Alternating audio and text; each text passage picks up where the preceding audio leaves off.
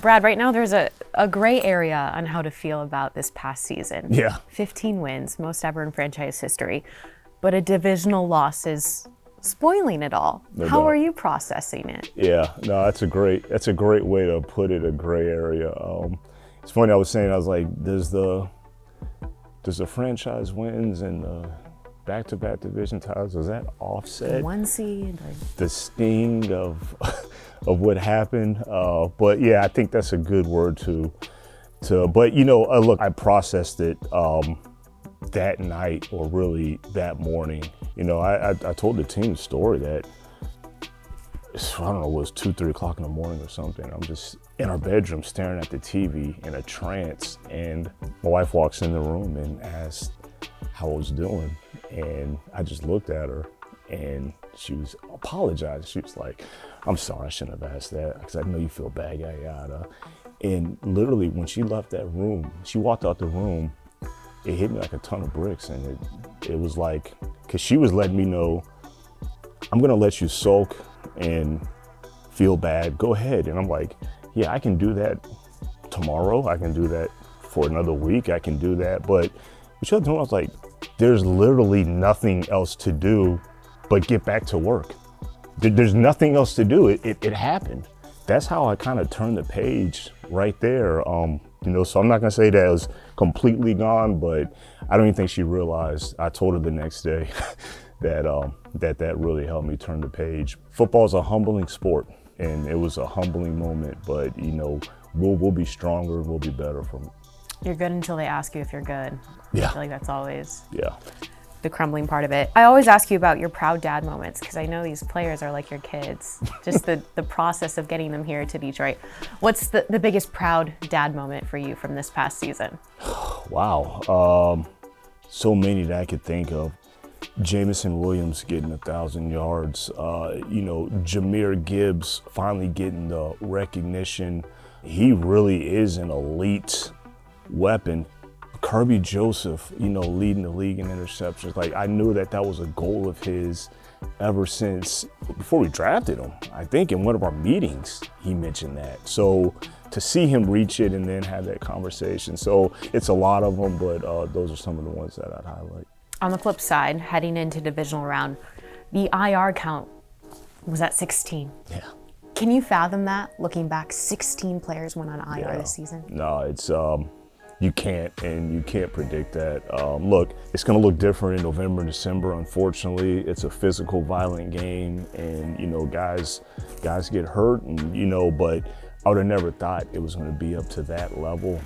There's nothing you can do about it, and I just hate it for the players.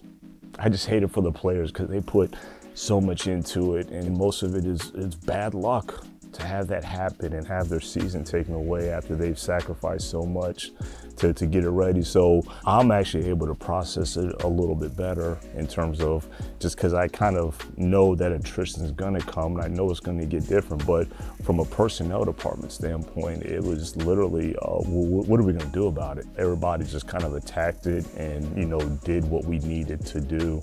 And I do think that the coaches, they did a magnificent job. All the new guys that we had come in, I mean, it was a true, vivid illustration of what we said we were about. A vivid illustration of our culture, and a vivid illustration of the collaboration between coaches and personnel. Because you can acquire and get these players, but for the coaches to get them ready to contribute like they did for us to win games, it was incredible. Coaches had to keep getting pass rushers ready, because that's where the domino was falling the most this past season. Aiden Hutchinson goes down early. Yeah. You said filling pass rush was the hardest piece of the puzzle. Yeah. You realized very quickly that you would have to trade for someone in order to fill that spot. Yep. How did the Zadarius Smith trade in season, which we have not seen you do before, how did that come together?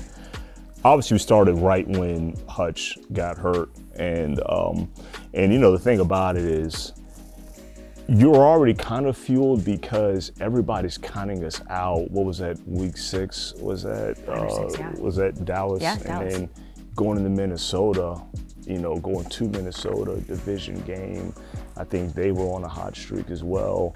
And everybody was like, season's done. They're over. Hold on, man. This is not a one-person team. I love Hutch. He's an elite player. There's no doubt. It sucks losing him. But when the dominoes kept going, it almost like from a personnel department, it kept fueling. Like the fuel kept coming, because from week 7 on, it was just like for 12 weeks straight, it was, I don't know how they're gonna keep doing it with the injury. I don't know how they're gonna keep every single week I don't know how they're gonna keep in, and we just kept showing up. So just a testament to our culture and what we've been saying we were gonna be about since day one.